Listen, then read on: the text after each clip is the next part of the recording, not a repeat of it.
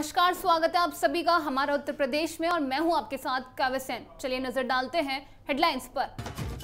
8 साल की बच्ची के साथ पड़ोसी युवक ने किया रेप, हालत गंभीर।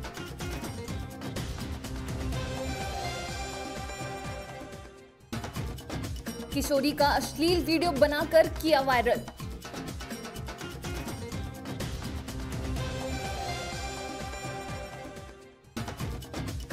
बिजली चेकिंग अभियान से लोगों में हड़कंप, कई दुकानदारों पर बिजली चेकिंग के मुकदमा दर्ज। और अब खबरें विस्तार से।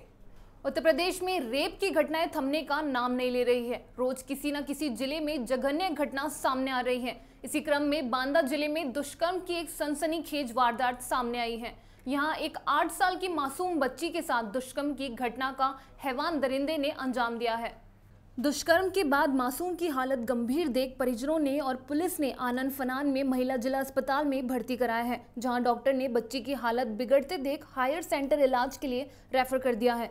मामला बिसड़ा थाना क्षेत्र के गांव से सामने आया है। यहां एक मासूम बच्ची अपने घर पर अकेली थी और बच्चे की मां खेत गई हुई थी। उसी दौरान रात के वक्त पड़ोसी युवक ने मासूम बच्ची के साथ हैवानियत की घटना को अंजाम दिया है।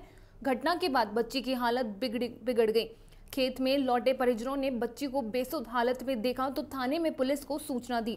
मौके पर पहुंची पुलिस ने आनन फनान में मामला दर्ज कर बच्ची को गंभीर हालत में अस्पताल में भर्ती कराया है, जहां बच्ची की हालत गंभीर देख महिला डॉक्टर ने हायर सेंटर इलाज के लिए रेफर कर दिया है। सूत्रों के हवाले में जानकारी मिली है, पुलिस ने आरोपी को हिरासत में ले लिया है। मां ने बताया कि वह खेत में शाम को काम करने गई थी। बेटी ने उसे बताया कि वह नहाने गई थी। इसके बाद वह कपड़े पहन रही थी। तभी पड़ोस में रहने वाले शख्स शमसुद्दीन घर में आ गया और उसने गलत काम किया। मां ने कहा कि बेटी की हालत गंभीर है।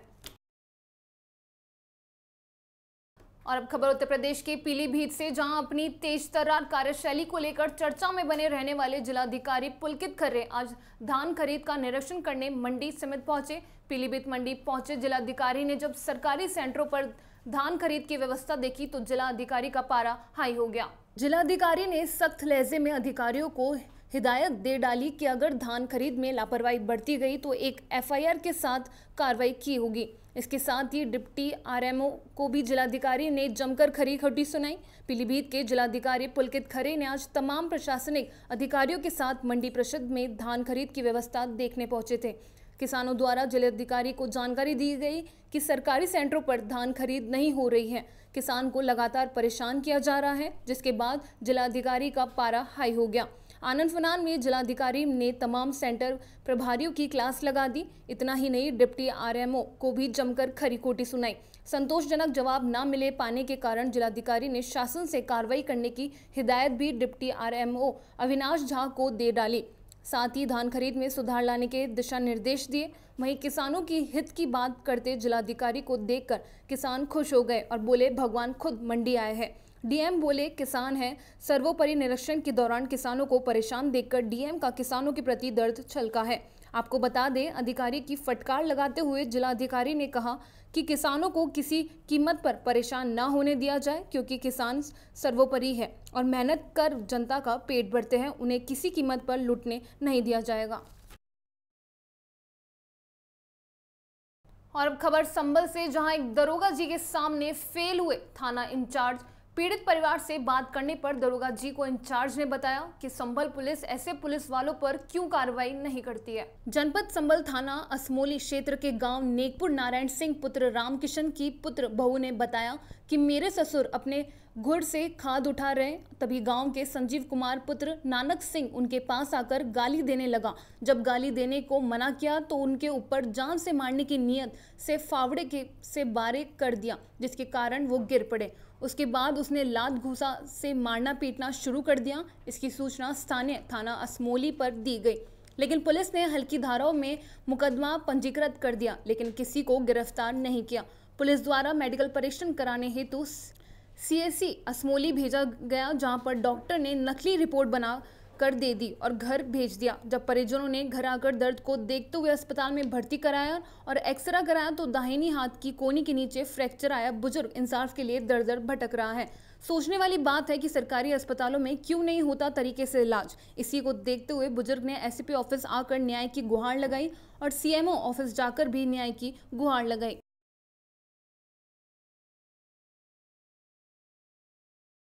क्या नाम है आपका? नारायण सिंह। कौन से थाना क्षेत्र का मामला है? असमौली। क्या मामला है? घोड़ी के गड्ढे पे झगड़ा। जी, तो क्या हुआ आपके साथ में?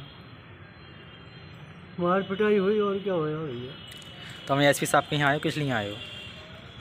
आज तो उन्होंने भी टाल को लिए कर दी। क्या चाहते हो? भैया हम तो इंसाफ ही जाना कैसे ही हो जाएगा। अच्छा, आप यहाँ एसपी साहब के यहाँ आई हो, किस लिए आई हो? मेरे ससुर को संजीव जीआरपी के जवान हैं, उन्होंने घायल कर दिया और उनकी बाहों में फ्रैक्चर कर दिया, इसलिए हम यहाँ एसपी साहब से मिलने आए थे। तो उन्होंने हमारी कोई सुनवाई नहीं की, हमें टाल मटोल किया। तो क्या क्या मामला था?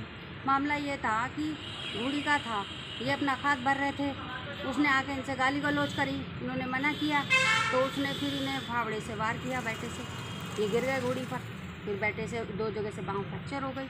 अब हॉस्पिटल में सरकारी में दिखाया, उन्होंने सिंपल दिखा दिया, फिर हमने इनको संभल में दिखाया, फिर वहाँ फ्रैक्चर आया, उन्होंने मुरादाबाद के लिए रेफ़र कर दिया और सरकारी हॉस्पिटल के लिए, फिर हम वहाँ चले गए, उन्होंने रेफ़र कर दिया कोठीवाल के लिए। वहाँ उन्होंने कहा कि ऑपरेशन नहीं हो सकता, इनकी बाहों ठीक नहीं होगी और इनका जो है प्लास्टर कर दिया है। बोले हमने जितना कर सकते थे हमने किया, लेकिन एक बुज़ुर्ग आदमी अपाहिज हो चुका है, लेकिन पुलिस को इस बात से कोई फ़र्क नहीं पड़ रहा है, ईमानदारी की कोई सुनवाई नहीं हो रही है। तो क्या चाहती हो आप? मैं इंसाफ चाहती हूँ कि मेरे ससुर को इंसाफ चाहिए। तो आपने एसपी साहब से मिली, तो एसपी साहब ने क्या क्या कहा आपसे? एसपी साहब ने कहा कि हम प्राइवेट को नहीं मानते जी। सीओ साहब भी वहाँ पर बैठे हुए थे जी।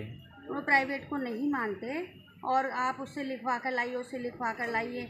और मैंने कहा दोबारा टीम बैठा लीजिए, अगर हम झूठ बोल रहे हो तो दोबारा आप मेडिकल करवाइए, दोबारा आप इनकी बाँह खुलवा लीजिए। तो उन्होंने कहा जाइए जाइए हम थाने में बात कर लेंगे, ये जवाब हमको मिला। तो कोर्ट के बारे में क्या कहा आपसे? कोर्ट के बारे में उन्होंने कहा कोर्ट से करा लीजिए, ये बुजुर्ग आदमी बेचारे अब 70 साल की उम्र में कोर्ट कचहरी घूमेंगे, पुलिस जो है इंसाफ कर नहीं सकती किसी बात का। खबर पीलीभीत से, जहां न्यूरिया क्षेत्र में घर के दरवाजे के पास बने स्नान घर में नहाते समय किशोरी का गांव के ही 3 युवकों ने वीडियो बना लिया और उसे सोशल मीडिया पर वायरल कर दिया। मामला थाना न्यूरिया क्षेत्र के गांव टोंडरपुर का है। पीलीभीत के थाना न्यूरिया क्षेत्र के गांव टोंडरपुर गांव में ही रहने वाले 3 शोहदों ने पीड़ित का नहाते समय वीडियो बना लिया और उसकी आड़ में तीनों शोहदे पीड़िता पर शारीरिक संबंध बनाने का दबाव बनाने लगे। जब पीड़िता किशोरी ने इस बात का विरोध कर मना लिया तो वह वीडियो शहीदों ने उसके पिता और किशोरी के मोबाइल पर भेज दिया।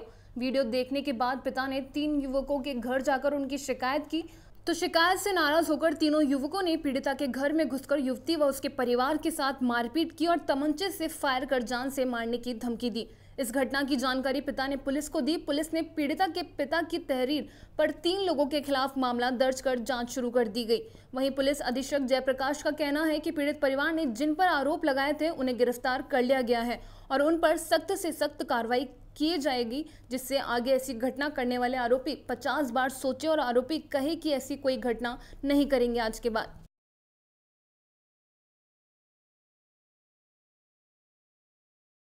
कुछ युवकों के आरोप है किसी महिला का, किसी लड़की का वीडियो बना लिया, क्या कार्रवाई की? देखिए, इस तरह की एक शिकायत हमको मिली थी न्यूरिया थाने में। तुरंत मुकदमा पंजीकृत करके और जिन पे आरोप था उन लोगों की गिरफ्तारी की गई है और उनके खिलाफ कठोर वैधानिक कार्रवाई की जाएगी, जिससे कोई किसी महिला के संबंध में अपराध करने से 50 बार सोचे। खबर पीलीभीत कोतवाली से, जहां चलती कार में आग लगने से कार आग का गोला बन गई। क्षेत्र के मोहल्ला बड़ा खुदागंज के रहने वाले आरिफ खान अपनी फोल्ड आइकन कार लेकर घर से निकले थे। जैसे ही वह घर से थोड़ी दूर पर कार चलाते हुए पहुंचे ही थे कि अचानक उनकी कार से धुआं उठने लगा। तभी ये देखकर कार चालक आरिफ कुछ समझ पाता कि तब तक चलती कार ने आग पकड़ ली। आरिफ ने कार से कूदकर किसी तरह अपनी जान बचाई और फायर ब्रिगेड को सूचना दी। मौके पर पहुंची फायर ब्रिगेड ने कार में लगी आग पर काबू पाया। गनीमत यह रही कि कार सीएनजी थी और उसके सिलेंडर तक आग नहीं पहुंच पाई।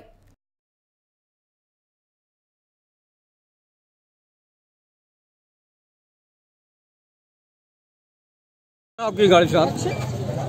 मैं चला रहा था, यहाँ तक थोड़ी देर के लिए टहलने के लिए आया था, तो वो आगे बोनट में आग लगी तो मैं उतर के निकल गया। कैसा आपको मालूम दिया आग लगी क्या? सामने थोड़ी मुझे पेट्रोल की लगी पहले, फिर पेट्रोल की लगी तो तेज़ी से एकदम बोनट में बहुत तेज़ आग निकली, तभी आग देख के मैं निकल गया। कौन सी गाड़ी है? ये फोर्ड आइकन है। पुलिस अधीक्षक गोंडा शैलेश कुमार पांडे के निर्देश में शासन द्वारा चलाए जा रहे महिला सुरक्षा अभियान के तहत जनपद गोंडा में बच्चियां महिलाओं के विरुद्ध छेड़छाड़ व यौन उत्पीड़न जैसे अप्रिय घटनाओं की रोकथाम हेतु एंटी रोमियो टीम द्वारा चलाए जा रहे बालिका सुरक्षा जागरूकता अभियान के अंतर्गत आज एंटी रोमियो टीम प्रभारी मंजू यादव के नेतृत्व में बड़गांव चौराहा, बहराइच रोड, आवास विकास कॉलोनी, कच्चे बाबा आश्रम, एनवाई मॉल व शहर के अन्य स्थानों पर जाकर बालिका सुरक्षा जागरूकता संबंधी अभियान चलाया गया। इस अभियान में उपस्थित एंटी रोमियो टीम द्वारा महिलाओं से उसकी समस्या पूछी गई व महिला हेल्पलाइन 1090,181 व यूपी 112 के संबंध में विस्तृत जानकारी दी गई। खबर उत्तर प्रदेश के सिद्धार्थनगर से है, जहां भूमाफियाओं ने किया खेत और घरों में कब्जा, वहीं पूरे गांव में हड़कंप मच गया। आपको बता दें, मामला सिद्धार्थनगर के महुआ थाना क्षेत्र बांसी ब्लॉक मीठावाला का है, जहां धरने पर बैठ पीड़ित परिवार 7 दिनों से कलेक्टर के दरवाजे पर अभी तक कोई सुनवाई नहीं हुई। पीड़ित परिवार का यह भी कहना है कि हमें हमारा घर और खेत वापस नहीं मिला तो हम ऐसे ही भूखे प्यासे धरने पर बैठ रहेंगे और हमारा आंदोलन जारी रहेगा और हमें न्याय नहीं मिला तो हम खुदकुशी कर लेंगे।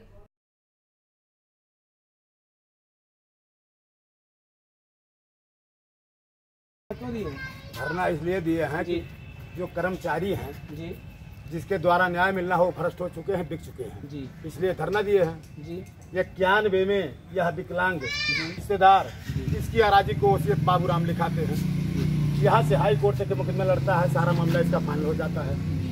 1993 में वही बाबूराम अपने लड़की के नाम से लोन निकालता है, भूमि विकास बैंक में वही अराजी बंधक कर देता है, उसमें भी इन्वॉल्व होता है वो। 2002 में हमारे पिताजी मरते हैं तो जो है अपने लड़कों के नाम से वही सुभाष और बाबूराम को वीरेंद्र के नाम से वसीयत लिखवा देता है, वह भी मुकदमा हार जाता है। जब सारा मैटर हार जाता है तो सन 1974 दौरान चकबंदी का एक फर्जी आदेश बनवा करके जो है उस पर बाबा से ही अराजी ले लेता है 1/2। और आज अभी तहसीलदार का रिपोर्ट में पढ़ा हूँ कि संपूर्ण अराजी जगमोहन का ले रहा है वो। आपका नाम क्या है? हमारा नाम हरिश्चंद है। ग्राम सभा महुआ, थाना पथरा बाजार, तहसील बांसी, ब्लॉक मिठोल, जिला सिद्धार्थनगर है। आप 7 तारीख से यहाँ पे धरने पे हैं, आपकी मांग पूरी हुई कि नहीं हुई? मांग क्या पूरी हो रहा है? डीएम साहब रिपोर्ट मांग रहे हैं, रिपोर्ट तहसीलदार उल्टा सीधा रिपोर्ट दे रहे हैं, अभी तक कोई बात। जो मैं एप्लीकेशन लिख रहा हूँ 35 पैरा का, उसमें एक बिंदु नहीं दर्शाया जा रहा, उल्टा जो है रिपोर्ट खाली बस यहाँ मुकदमा है, वहाँ मुकदमा है, वहाँ मुकदमा है। हाई कोर्ट तक जब मैं मुकदमा जीत चुका हूँ तो उसके बाद तहसील का मतलब क्या होता है? यही सब समस्या लेकर के भैया बैठ 7 तारीख जी 2-4 दिन और देखूंगा, नहीं अगर न्याय मिलता है तो परिवार आत्मदाह कर लेंगे। अगर आपको न्याय नहीं मिलता तो आप क्या करेंगे? आत्मदाह कर लेंगे भैया। सारी हमारा सब कुछ बर्बाद हो चुका है, कुछ नहीं बचा है। मुकदमा के दौरान में हम रोड पर 2013 से मैं जो हेडक्वार्टर। बेटियों को इंसाफ दिलाने के लाख दावे कर लिया जाए, लेकिन यह महज एक नारा है और इसकी बानगी बस्ती जिले में देखने को मिल रही है, जहां एक बेटी अपने माँ बाप को इंसाफ दिलाने के लिए दर दर दौड़ रही है, लेकिन उसको हर जगह मायूस होना पड़ रहा है। असल में यह मामला जमीनी विवाद का है, जिसमें एक पक्ष जबरन जमीन पर कब्जा कर दूसरे पक्षों की जमीन हड़प रहा है और जब पीड़ित परिवार इसकी शिकायत थाना पुरानी बस्ती में करता है तो उल्टा उन्हें जबरन थाने में बंद कर दिया जाता है और लगातार 2 दिन से परिवार से थाने में बंद रखा गया है। पीड़ित परिवार ने थाना पुरानी बस्ती पुलिस की कार्रवाई पर सवालिया निशान लगाते हुए आरोप लगाया है कि दक्षिण दरवाजा चौकी पर तैनात सिपाही चौहान ने आशिक उर्फ कल्लू बाबा नामक दलाल के साथ मिलकर पैसों के बल पर पीड़ित परिवार की जमीन बगैर बंटवारा कराए उस पर कब्जा करवाने के साथ पीड़ित परिवार को थाने में बंद करवाने की एक तरफा कार्रवाई करवाया गया है। हत्या और बलात्कार जैसे मामले पुलिस की निष्क्रियता पर ही सामने आते हैं और यदि बस्ती पुलिस भी इससे राह पर है तो वही दिन दूर नहीं है जब इस शहर में भी हत्या और दूसरे आपराधिक घटनाएं सामने आने लगेंगी।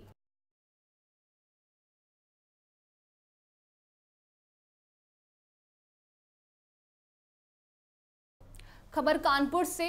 इंटेलिजेंस मीडिया एसोसिएशन की अहम बैठक संपन्न 14 अक्टूबर 2020 कल जनपद कानपुर के वीरजी मलाई चाप वाले रेस्टोरेंट में मीडिया एसोसिएशन की बैठक का आयोजन किया गया, जिसमें पत्रकारों के हित के विषय पर अहम चर्चा की गई। पत्रकारों पर लगातार हो रहे हमलों को भी चर्चा की गई और उन हमलों को गंभीरता से लिया गया और बैठक में यह भी निर्णय लिया गया कि अगर पत्रकारों पर आए दिन हो रहे हमलों पर शासन प्रशासन गंभीरता से नहीं लेता है तो IMA उन मुद्दों को लेकर सड़क पर उतरकर आंदोलन करने के लिए बाध्य होगा।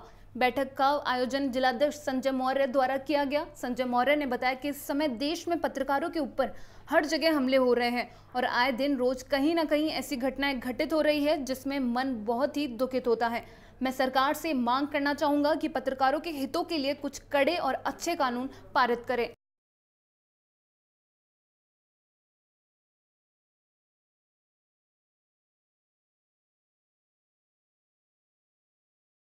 खबर उत्तर प्रदेश के मऊ जिले से, जहां बिजली विभाग के चेकिंग अभियान ने उत्तर प्रदेश के मऊ जनपद के सबसे बड़े बाजार अली बिल्डिंग में करीब 1000 दुकानदारों की चेकिंग की, लेकिन दस्ता जैसे ही पहुंचा वैसे ही दुकानदारों ने अपने शटर को बंद कर भागने लगे। बिजली विभाग के इस अभियान में बाईपास लाइट बकायेदार और बिजली चोरी के खिलाफ एक अभियान चलाया जा रहा है, जिसको लेकर टीम और पुलिस के लोग मुस्तैद नजर आए और सघन तलाशी अभियान चलाया गया, जिसमें 4 दुकानदारों के खिलाफ मुकदमा दर्ज करने की कार्रवाई की जा रही है। ऐसे में बकायेदार और बिजली चोरी करने वाले लोगों में भय व्याप्त है।